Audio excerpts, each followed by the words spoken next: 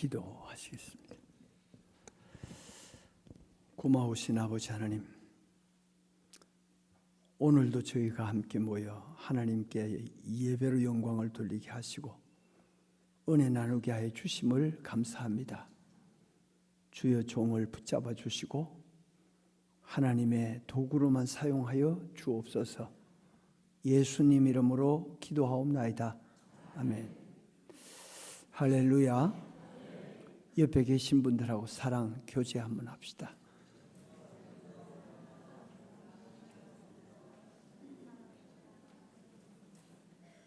몇 사람은 시원찮게 하네요. 확실하게 좀 소리 좀 내서 주의 이름으로 사랑합니다. 다시 한번. 예.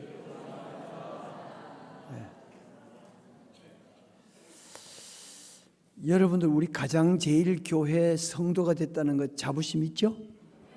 아멘. 예. 우리 가장제일교회 성도들은 말씀대로 사는 줄로 믿습니다. 아멘.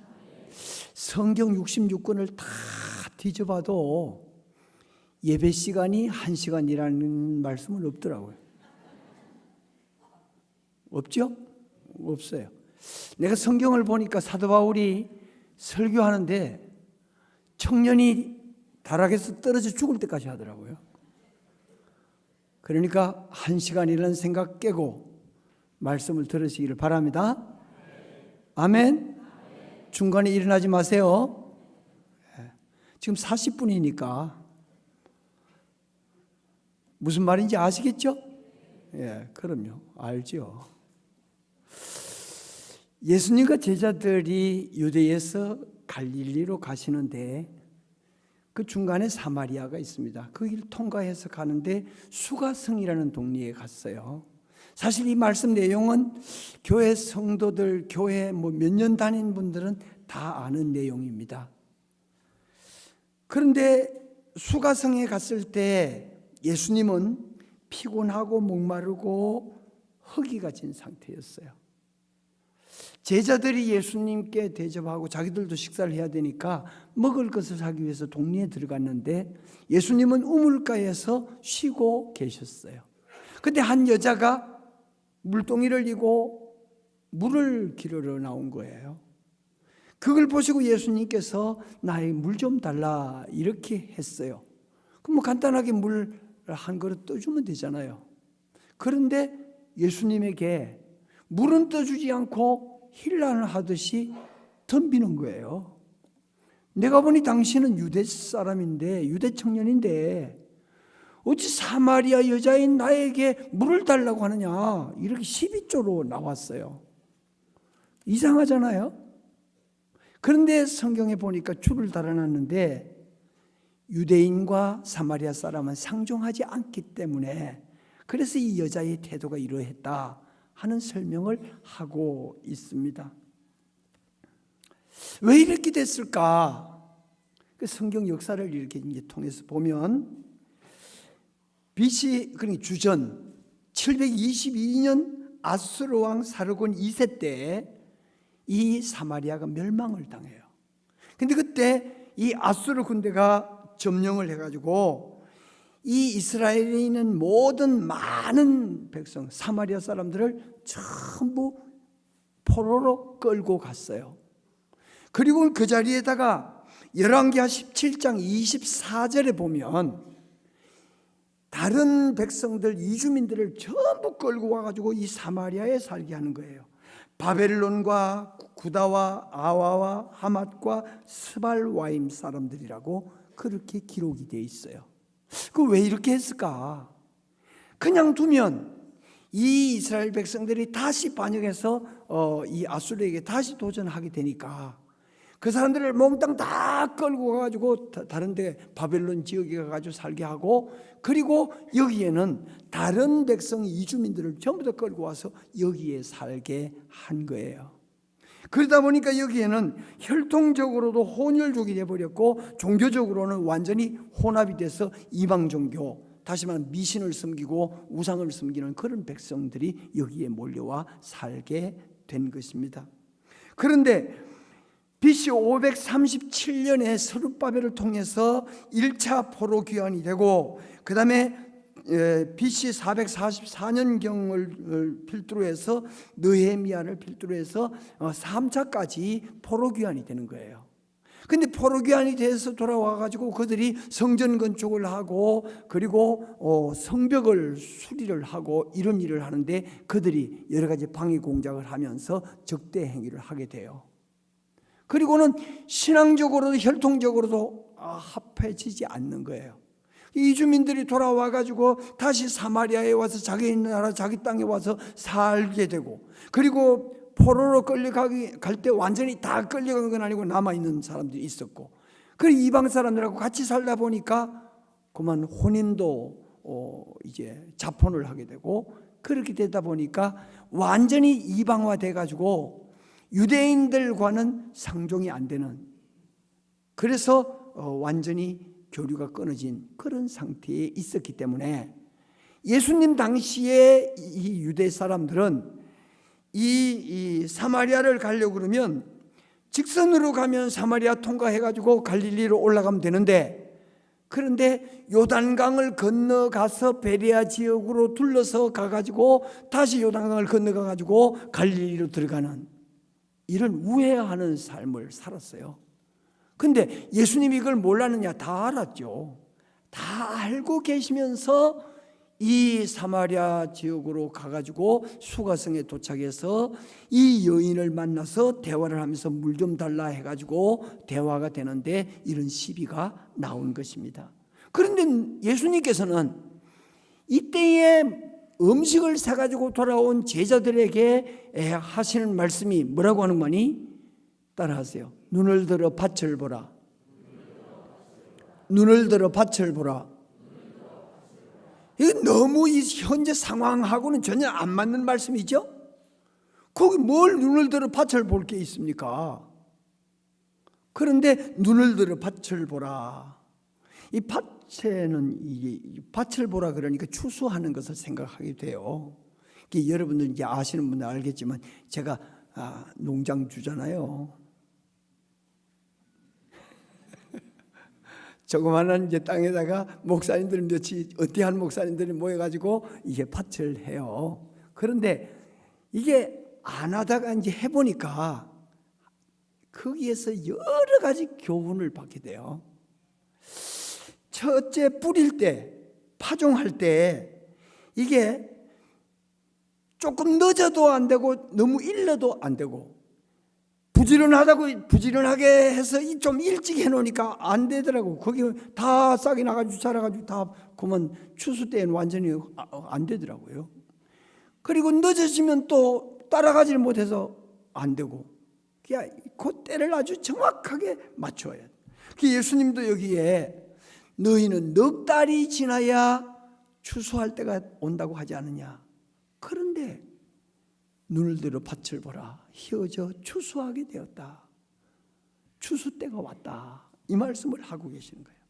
그러니까 그 시기를 맞춘다는 거. 그 다음에 가꿀 때 거름을 더 줘도 안 되고 덜 줘도 안 되고, 거름을 늦게 줘도 안 되고 일찍 줘도 안 되고, 안 되는 거예요. 그게 물을 주는 것도 안 되는 거예요. 김 매는 것도 그렇고 병충해를 방지하는 것도 그렇고, 이게 한 가지 두 가지 문제가 아니에요.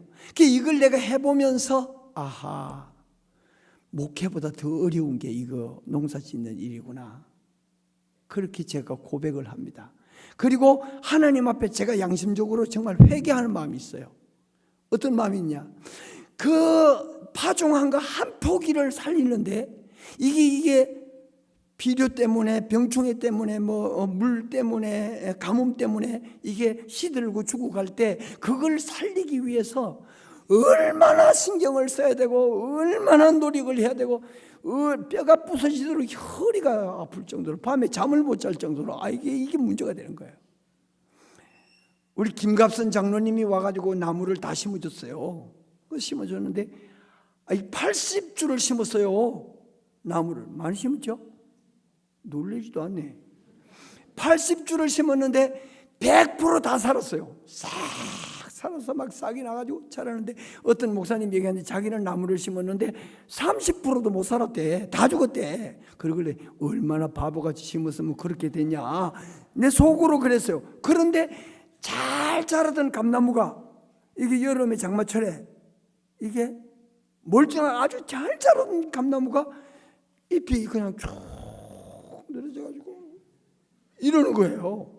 근데 아무리 봐도 이상한 거예요. 이게 그럴 이유가 없는 거예요. 근데 구덩이를 이렇게 파가지고 이제 비가 와가지고 그 구덩이 물이 들어가 밑으로 물이 들어가가지고 거기 샘처럼 돼버린 거예요. 그래 그 구덩이를 옆에를 이제 막 팠어요. 파보니까 옆에서 막 물이 막 샘 솟듯이 물이 막 그 안쪽으로 들어오는 거예요. 그러니까 물에 빠져 있으니까 이 감나무가 시들고 다시 말하면 질식하는 하는 거예요. 그래서 그걸 옆에 뜰어가지고 그 물을 다 뽑아냈어요. 뽑아내게 만들고, 그리고 하루를 지나서 다시 그걸 감나무를 조금 위로 솟구쳐 올리고 그 다음에 다시 덮었어요. 그런데 며칠이 지났는데 이게 다시 살아나는 거예요. 그래, 아하, 영혼을 살리는 것도 마찬가지다. 병들었다고, 실망했다고, 반항한다고, 대항한다고, 그리고 포기해버리면 죽어버리는 거예요.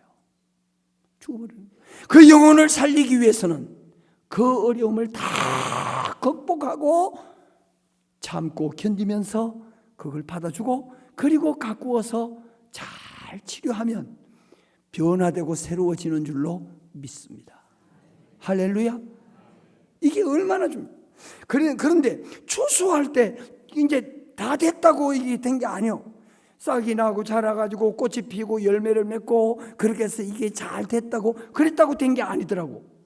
들깨를 심었는데, 들깨를 많이 심은 게 조금 심어서 그래갔는데, 아유, 우리 저 뒤에 앉아있는 제 양반이 들깨잎을 그렇게 좋아하는 거예요. 그래서 맨날 가가지고 들깨잎 따다가 갖다 줬어. 그런데 이 들깨가 다 이제 익어가지고 이게 익으니까 빠지잖아요. 그렇게 그걸 빠지지 않기 위해서 따야 되겠는데, 잘라가지고 사실은 자리를 깔고 거기다가 갖다 걸어놔가지고 말려서 그걸 털어야 되는데, 그거 다 아는데, 근데 자리도 없고 이거 그 장소도 마땅치 않고 어렵단 말이에요.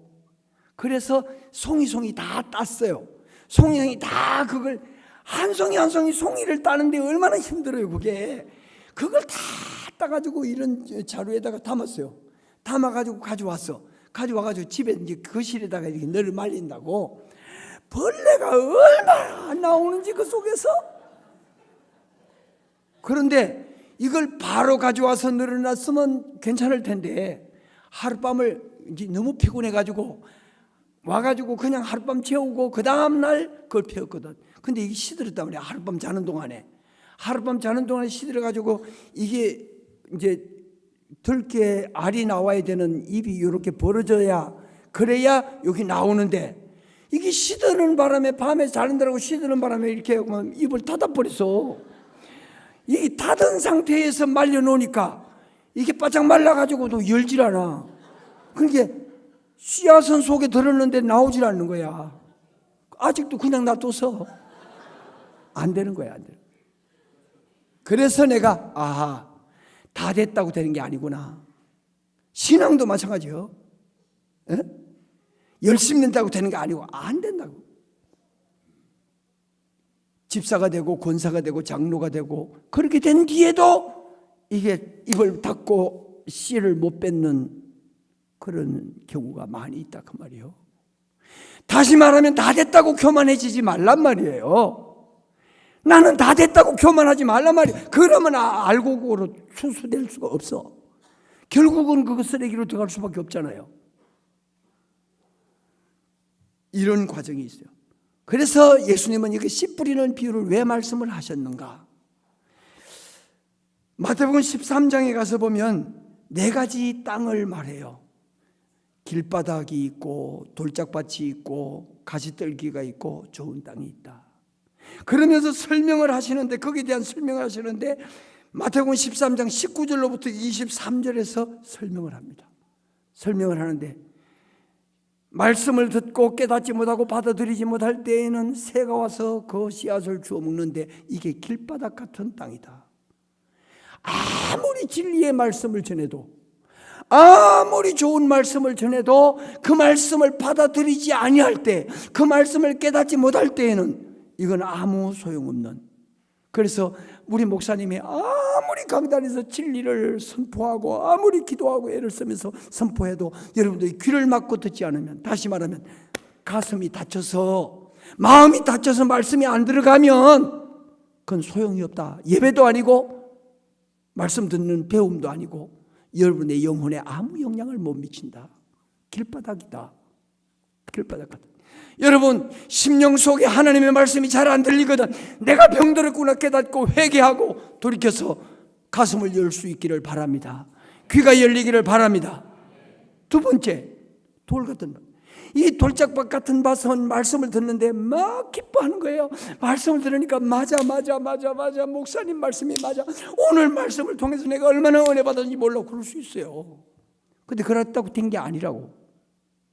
그 다음에 나가가지고 그만 다른 사람하고 사귀는 동안에 문제 생기면서 이 잠깐 동안에 변질되는 사람, 순식간에 변질되거든요. 이건 돌짝밭 같은. 그 다음에 세 번째는 가시떨기 같은 밭. 말씀을 듣고 은혜를 받고 신앙생활 꽤 잘해요. 새벽기도도 나오고 11조도 하고 열심으로 봉사도 하고 교회 나와서 봉사도 하고 뭐 해요. 그런데 집사님하고 문제가 생겼어, 권사님하고 문제가 생겼어, 저 믿는 성도하고 문제가 생겼어, 장로님이 사업가인데 뭘 해주는데 이 양반이 사기를 쳤다는 거야. 그래, 그것 때문에 난 예수 못 믿겠다는 거야.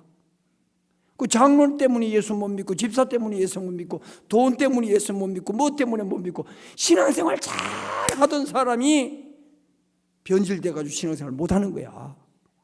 이게 뭔 줄 아세요? 세상의 염려와 재리의 염려, 세상 모든 권세자들의 힘에 눌려서 신앙생활 못 하는 사람.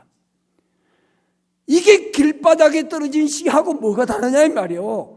아무 소용없잖아요. 잘한 게 무슨 소용이 있어요? 기뻐한 게 무슨 소용이 있어요? 열매 맺지 못하고 천국에 들어가지 못하면 아무 유익 없는 거예요. 다시 말하면 길바닥에 떨어졌든지 돌밭에 떨어졌든지 가시떨기에 떨어졌든지 똑같은 거지. 그동안에 나와서 찬양대회에 서면서 찬양한 거 무슨 소용이 있어요? 새벽기도 잘 나와서 기도한 거 무슨 소용이 있어요? 아무 소용없다 그 말이에요. 중요한 것은 알곡이 되어야 된다. 중요한 것은 천국 창고에 들여져야 된다. 아멘 안 해요? 아멘. 이 믿음이 있어야 된다는 말이에요. 그러니까 주님은 이 좋은 땅에 뿌려진 이 사람이 되어야 된다는 걸, 그걸 말씀하고 계시는 거예요. 그런데 밭에 있는 곡식을 보고 하는 말이 아니라 지금 이 여자를 통해서 몰려 나오는 이 사마리아 사람, 수가성 사람들을 보면서 주님은 말씀하고 계시는 거라고. 지금 농사 짓는 거 말하는 게 아니라고요. 사마리아 성 사람들이 몰려 나오는데 이 사람들의 영혼을 어떻게 할 거냐 그 말이에요. 그래서 주님은 눈을 들어 밭을 보라 이렇게 말씀을 하셨어요. 1절에 보면, 4장 1절에서 1절 2절에서 보면 예루살렘에서 유대인들, 그 바리새인들이 예수님께서 세례를 주는 것이 세례 요한보다 많다 하는 소리를 바리새인들이 들었다는 사실을 예수님이 들었어요. 그리고는 예수님이 거기에 머물러 있지 않냐고 갈릴리로 가셨다는 얘기예요. 왜 그래요? 바리새인들이 협조적인 사람들이 아니에요. 바리새인들이 예수님의 말씀을 잘 받아들이는 자들이 아니에요. 예수님을 구주로 깨닫는 자들이 아니에요. 적대하고 대적하는, 가시같이 보는 그런 사람들이었어요. 그러기에 예수님은 거기를 떠나는 건데, 그러면서도 예수님은 거기서 이적 기사를 행하시고 말씀을 선포하시고 그렇게 했단 말이에요. 왜? 그들이 돌짝밭 같은 심령이라도 돌을 추려내야 되고 갈아엎어야 되고, 가시떨기에 풀뿌리, 돌뿌리, 이런 뿌리들을, 나무 뿌리들을 다 캐내야 된다 그 말이에요. 그리고 그 심령이 뭐가 되기를? 옥토가 되기를 원하시는 거예요. 오늘도 우리 주님은 우리의 심령을 갈아엎으면서 원망, 불평, 시기, 질투, 다른 잘못된 심령을 갈아엎으면서 옥토가 되라고 말씀하시는 줄로 믿습니다. 우리 주님이 그렇게 옥토를 말하는 거예요. 그러면서 주님이 갈릴리로 가시다가 수가성에 들렸는데 이 여인을 만났어요. 적대감 있는 거 다 알지요. 교류하지 않는 거 다 알고 계셔요. 이 여인이 어떤 여인입니까? 이 여인이 여러분들이 잘 아는 대로 부정한 여인이에요. 남자 관계가 복잡해요. 남편이 전에 5명이나 있었는데 지금 있는 사람도 지 남편 아니라는 거예요. 이게 족보가 어떻게 되는지 모르겠어. 그걸 따지려고 하면 여러분들 조사 아무리 해도 못할 거야. 안 될 거예요. 그런데 이 여자와 대화를 하면서 물 좀 달라, 목이 말라 물 좀 달라 했는데 물 마시는 거 나왔어요? 시장에서 제자들이 먹을 거 사왔는데 식사했냐고요. 그러면서 주님은 목이 말라도 물에 관심 없고 배가 고파도 먹는 데 관심 없고, 예수님의 오직 관심은 내 양식은 하나님의 뜻을 이루는 이 일을 하는 것이다. 그러면서 우리 주님께서는 하시는 말씀이 저 들의 백합화, 저 들의 들을 보라, 눈을 들어 밭을 보라, 희어져 추수하게 되었다. 이렇게 말씀을 하시는 거예요. 이 영혼들을 어떻게 할 거냐? 이 부정한 여인을 어떻게 할 거냐? 그런데 주님이 쓰시는 도구가 어떤 도구입니까? 부정한 여인을 도구로 사용하는 거예요. 예? 윤리적으로 도덕적으로 깨진 사람을 사용하시는 거예요. 주님은. 다시 말하면 우리가 마음을 열고 눈을 열고 예수님을 구주로 발견하고 주님을 영접하기만 하면 나는 뭐냐? 주님의 도구가 될 수 있다. 아멘. 아멘. 나는 주님의 도구로 쓰임 받을 수 있다. 세상적으로, 논리적으로, 이치적으로, 지식적으로 이해가 되고 깨닫는 거, 이걸 받아들이는 거, 그거는 내 한계를 말하는 거예요. 그런데 이치에 안 맞고 논리에 안 맞고 내 지식 수준에 안 맞는 거, 그런데도 주님의 역사를 통해서, 주님의 말씀을 통해서 믿어지는 거, 이게 이적 기사 아닙니까? 예? 귀신이 나가는 거 어떻게 지식으로 말해요? 오병이어를 어떻게 지식으로 말해요? 주님의 능력이 하나님의 능력이잖아요. 그런데 이것은 이치적으로, 논리적으로, 지식적으로는 이해가 안 되고 못 받아들이는 거잖아요. 그런데 믿음으로 그게 믿어지고 받아지는 거, 이게 믿음이죠. 할렐루야. 그래서 이 사람들의 영혼을 위해서 우리 주님이 하시는 말씀, 이 말씀을 들으면서 우리는 바로 내가 주님의 도구로 쓰임을 받아야 된다는 확신을 가질 수 있기를 주의 이름으로 부탁합니다. 그래서 여기에서 이제 그 호칭이 된 이 여자의 변화를 봅니다. 이 여자가 예수님에 대해서 호칭을 하는데, 처음에는 당신이에요. 당신. 예수님을 향해서 당신이 유대 사람 아니냐, 당신이 이런 당신이에요. 9절, 11절, 12절에서 보면 당신으로 호칭합니다. 그런데 이게 변합니다. 두 번째 가서 보니까 생수에 관한 이야기를 하게 되니까 생수에 관심을 가지면서 주여 선생님으로 변합니다. 11절, 15절, 19절에서 주여로 바뀝니다. 그 다음에 세 번째 가서는 이 여자의 부정한 남자 관계, 윤리도덕적으로 잘못되어 있다고는 그걸 전곡을 찌르면서 예수님 말씀하시니까 이때에 이 여자가 주여 내가 보니 선지자로소이다. 예수님을 선지자로 보는 거예요. 그러더니 이 여자가 예수님과 대화를 하는 가운데 변화를 받아가지고 새로워지니까 가지고 나왔던 물동이를 물 퍼가지고 가면 되잖아요. 그리고 갖다 놓고 동네 사람들한테 말하면 되잖아. 그런데 물동이도 두고 갔다는 것은 자기가 하던 일에 대한 관심 없어졌다고 말이에요. 더 급한 일이 있다. 그래서 물동이를 그냥 버려두고 동네로 뛰어들어간 거예요. 동네로 뛰어들어가지고 동네 사람들한테 하는 말이, 나의 살아온 인생을 전부 말한 사람이 있는데 와서 보라. 이 사람 그리스도가 아니냐? 그리스도라는 말이 호칭이 나옵니다. 다시 말하면 당신이었는데, 껄끄러운 사람이었는데, 적대시하는 사람이었는데, 근데 그 사람이 말씀을 통해서 대화를 하면서 예수님이 그리스도로 변화되는 거예요. 이렇게 받아들여지는 거예요. 여러분들이 어떤 심령으로 교회를 나왔든지 간에, 여기서 어떤 말씀을 듣든지 간에, 어떤 환경에 처하든지 간에, 누구를 만나든지 간에, 여러분들 심령 속에 예수님이 변해서 예수 그리스도로, 나의 구주로 그렇게 변화될 수 있기를 주의 이름으로 축원합니다. 이게 안 되면 아무것도 아니라는 거예요. 그 다음에 두 번째, 여기에 보면 수가성 사람들의 변화를 볼 수 있어요. 수가성 사람들의 변화를 보면 39절로부터 42절에 나오는 말씀 속에서 나타나는데, 첫째는 여인의 고백을 듣고 동네 사람들이 몰려 나오는 거예요. 여인의 말을 들을 때 호기심이 생긴 거예요. 그게 호기심 때문에 처음에 교회 나올 때 호기심으로 나올 수가 있죠. 그게 호기심 때문에 나왔어요. 그래가지고 그들이 예수를 믿게 됐어요. 그래서 여기 뭐라고 하는 거예요? 여인의 고백을 듣고 그 동네 중에 많은 사마리아인이 예수를 믿는지라, 이렇게 했어요. 근데 두 번째로 이 사마리아 사람들이 예수님께 와가지고 예수님의 말씀을 듣고 난 뒤에 뭐라고 하는 거니? 자기들과 함께 유하시기를 청하여서 이틀을 유하게 됐다. 다시 말하면 호기심이 발동해서 나왔는데 예수님의 말씀을 듣다 보니까 사모하는 마음이 생긴 거예요. 예? 그 예수님을 사모하는 마음이 생기고 예수님과 함께 있고 싶은 그런 마음이 생겨요. 그래서 우리와 함께 같이 있읍시다, 그러면서 요구를 하는 거예요.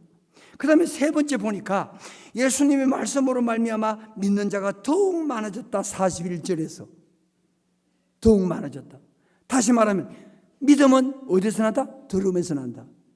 하나님의 말씀, 여러분들이 말씀을 들을 때 목사의 말로 듣지 아니하고 그게 하나님의 말씀으로 들려지면 믿음이 생기는 거예요.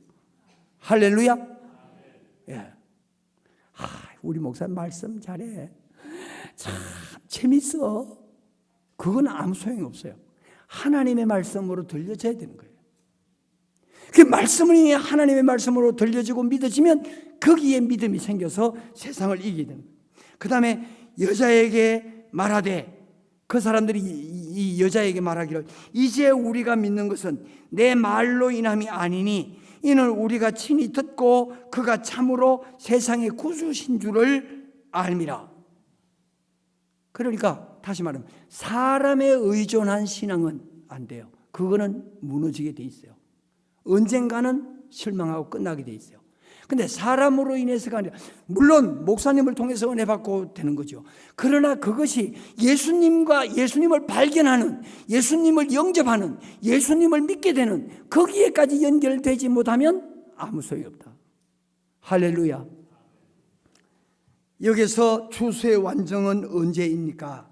심었다고 되는 게 아니라는 거죠. 싹이 났다고 된 것이 아니라는 거죠. 꽃 피고 열매 맺었다고 되는 게 아니라는 거죠. 익어도 거두어 창고에 들어가기까지는 안 되는 거예요. 그래서 씨를 뿌릴 수 없는 길바닥, 씨를 뿌려도 소용이 없는 돌밭, 가시밭, 이거 다 말할 수 없는 고난이고 힘들고 어려운 과정입니다. 그런데 이걸 다 극복하고 알곡을 여러분들이 추수할 때까지는 여러분들이 참고 견디고 돌파해야 된다고 믿습니다. 성도 여러분, 여러분들 잘 되기 때문에 자랑이 됩니까? 자부심이 생깁니까? 자부심이 생기는 거, 자랑하는 거 다 괜찮아요. 아무 상관없어요. 그런데 문제는 그것이 자만의 교만에 빠지면 안 된다, 그 말이에요. 아무리 자녀를 인해서 여러분들이 잘 된다고 하더라도 교만하지 마세요. 여러분들이 하는 일들, 사업이 잘 돼서 부하게 됐다고 해도 교만하지 마세요. 사람들이 다 여러분들을 칭찬하고 막 그 할 때 여러분들이 높아져서 교만해지면 안 됩니다. 아무쪼록 겸손하게 낮아져서 이때에 주님을 바라보고 주님과 함께 동행하는, 그래서 주님이 오직 먹는 것, 마시는 것, 쉬는 것 여기에 관심이 없고 이 영혼에 관심을 두고 있듯이 주님께서 오늘 이 말씀을 우리에게 주시는 이유는 바로 우리의 삶의 초점도 영혼에 있어야 된다. 생명을 살리는 데 있어야 된다. 그래서 우리 교회에서 무슨 일을 하든지 바로 그 마지막 초점은 영혼입니다. 생명을 살리는 일입니다. 성도 여러분, 아무쪼록 이 영혼에까지, 영혼이 주님을 만나기까지 도전하고 기도하고 승리하는 여러분들 되시기를 주의 이름으로 축원합니다. 사랑이 많으신 여호와 아버지 하나님, 오늘 저에게 주신 이 말씀을 기억하면서 하나님의 원하시는 뜻을 이루어가는 저희들 되게 하여 주옵소서. 눈을 들어 밭을 보라 말씀하시는 주님의 말씀에 의지해서 세상을 바라보되 우리를 시기하고 질투하고 원망하고 불평하는, 우리를 대적하는 원수들까지라도 살려야 할 영혼으로 볼 수 있는 영의 눈을 뜨게 하여 주옵소서. 예수님 이름으로 기도하옵나이다.